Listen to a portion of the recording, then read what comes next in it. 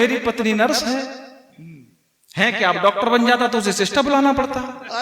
बजाओ ताली इस बात पर। मैं 4 पंक्तियां उसके सम्मान में पढ़ते हुए उसे आमंत्रित करता हूं।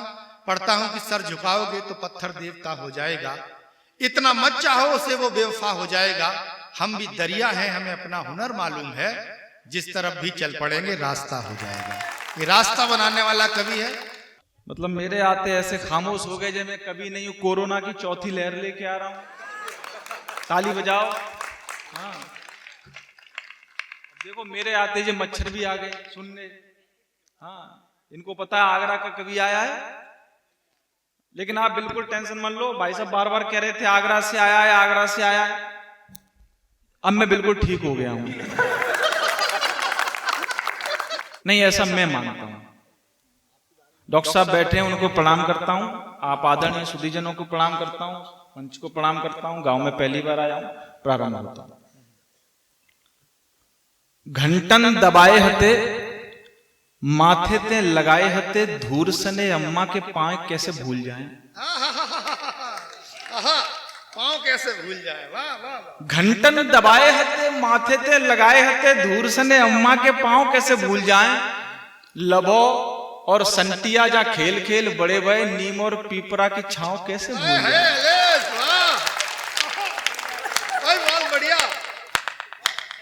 घंटन दबाए हते माथे ते लगाए हते, धूर सने अम्मा के पांव कैसे भूल जाएं।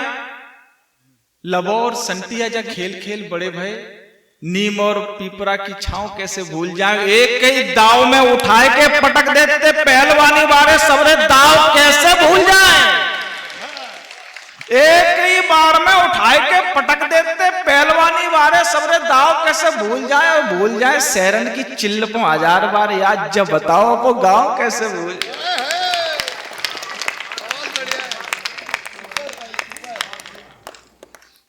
सूर्य समान प्रचंड है तेज और चंद्रमा के जैसी शीतलता है।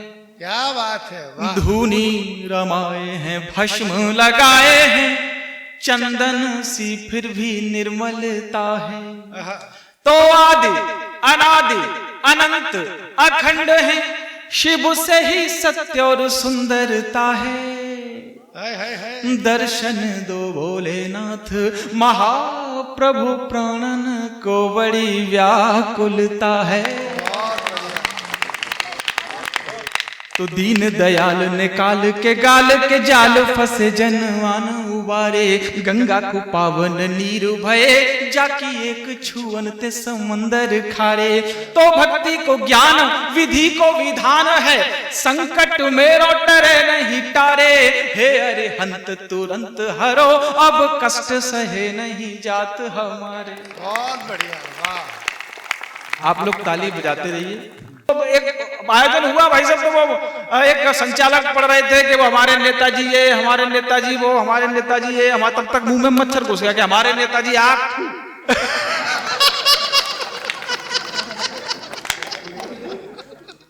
हाँ तो मैं पुलिस में जाना चाहता था सर।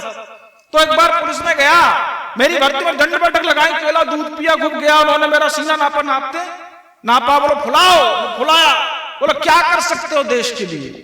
मैंने कि जान दे सकते हैं देश के लिए। और बुलाओ क्या कर सकते हो। मैंने कि ईमान दे सकते हैं देश के लिए। डिस्क्वालीफाई मतलब चयन नहीं हुआ, जाओ घर आ गए। दोबारा फिर पहुंचे क्योंकि कुछ कमी रह गई होगी, और भुलाया और गए, फिर फीता लगाया। बोला क्या कर सकते हो देश के लिए। हमें जान दे सकते हैं, मान दे सकते हैं, ईमान दे सकते हैं कि और क्या कर सकते हो। और बताओ जो कर सकते हैं। वो डिस्क्वालीफाई। फिर घर आ गए। लेकिन अब सर मैंने एक ज्ञान लिया एक उस लड़के से जिसका चयन हो गया था। उसने मेरे कान में कुछ पंक्ति बताई। मैं फिर तीसरी बार गया, तीसरी बार उन्होंने फिर फीता लगाया। बोला क्या कर सकते हो देश के लिए। मैंने जान दे सकते हैं देश के लिए। और क्या कर सकते हो देश के लिए। मैंने कहा 3 लाख। बजाओ ताली। चूक गए आप लोग। शाबाश बच्चे आ जाओ, इसी की तो आवश्यकता थी। डॉक्टर साहब बैठे, डॉक्टर साहब को प्रणाम करता हूं। मनोज भैया मैं भी डॉक्टर बन सकता था, कोई बहुत बड़ी बात नहीं होती डॉक्टर बनना। मैं सही बता रहा हूं, कोई बहुत बड़ी बात नहीं होती डॉक्टर बनने के लिए। आप भी मानेंगे डॉक्टर बनने के लिए 2 योग्यताएं आवश्यक होती हैं डॉक्टर साहब। पहली योग्यता यह कि आपका खुद का राइटिंग आपकी खुद की समझ में नहीं आना चाहिए। आप जो लिखते हैं फिर उससे केमिस्ट्री समझे मेडिकल वाला के मैंने तो अब तू भी, तो मेरा राइटिंग ऐसा ही है। और दूसरी और सबसे महत्वपूर्ण योग्यता है भाई साहब के आदमी पे इंटर में फिजिक्स केमिस्ट्री बायोलॉजी हो अथवा नहीं हो, आदमी देखने में स्मार्ट होना चाहिए डॉक्टर साहब की तरह मैं हूं। अच्छा मैं फिर भी डॉक्टर नहीं बना, कारण बहुत बड़ा है। कारण यह है कि मेरी पत्नी नर्स है कि आप डॉक्टर बन जाता तो उसे सिस्टर बुलाना पड़ता। बजाओ ताली इस बात की, मैं बजवाता रहूंगा, चिंता मत। डॉक्टर साहब बहुत बढ़िया है, इटावा के डॉक्टर है। हमारे आगरा के डॉक्टरों को आप लोग जानते होंगे, आगरा को कहा जाता है डॉक्टरों की मंडी। तो साहब एक बार मेरे पेट में हुआ दर्द, मैं प्रारंभ हो रहा हूं, मेरे पेट में हुआ दर्द मनोज भाई साहब, डॉक्टर साहब के पास गया। मेरी मम्मी ने तो पहले कह दिया लला पथरी है, निकलवा लेना। दवाई बता दी लेकिन मैं डॉक्टर साहब को दिखाऊंगा। मैं डॉक्टर साहब के पास गया, उन्होंने मुझे चेक किया, बोला एक्सरे करवाना पड़ेगा। डॉक्टर साहब ने एक्सरे करवा लिया। एक्सरे में देख के बोलते हैं डॉक्टर साहब मजा नहीं आ रहा यार, अल्ट्रासाउंड और करा के लाओ। मैं जो फिर दोबारा भेज दिया, दोबारा से मैं अल्ट्रासाउंड करा के गया। उन्होंने अल्ट्रासाउंड देखा, बोले कि मजा अब भी नहीं आ रहा, सीटी स्कैन करा के आओ। मैं फिर गया, मैं सीटी स्कैन करा के आया 5000 रुपए का। डॉक्टर ने देखा, बोले हाँ तुम्हारे पथरी है। मैं डॉक्टर साहब ये तो मेरी मम्मी ने बता दी थी।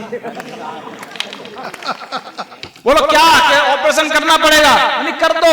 डॉक्टर साहब मुझे थिएटर में ले गए, थिएटर में ले गए कि ऑपरेशन कर डाला, पथरी निकाल दी, मुझे घर भेज दिया। 2 दिन बाद मेरे फिर दर्द होने लगा।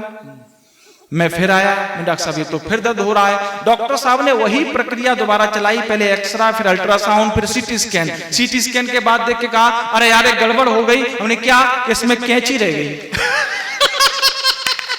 मैंने अब कि दोबारा करना पड़ेगा, फिर दोबारा ऑपरेशन कर दिया, उसमें से कैंची निकाल दी, मुझे फिर घर भेज दिया। दोबारा से फिर आया तो फिर दर्द होने लगा। मैं फिर डॉक्टर साहब के यहाँ गया, लेकिन अब की बार सर मैं सारी चीजें लेके गया, मुझे बार बार भेजेंगे। फिर उन्होंने वो देखा सीटी स्कैन, बोला यार अब की बार फिर गड़बड़ हो गई। अब क्या हो गया कि अब तो इसमें पट्टी और रुई दोनों चीज रह गई। अब क्या ऑपरेशन करना पड़ेगा। उन्होंने फिर ऑपरेशन किया। मैंने कहा रुक जाओ। मैं बाजार गया, बाजार से चैन लाया। मैंने कहा ये टाके की जगह मेरे चैन लगा दो, जब मर्जी हो खोल लो, चीजें निकाल लो, बंद कर दो, फिर खोल लो, फिर निकाल लो, फिर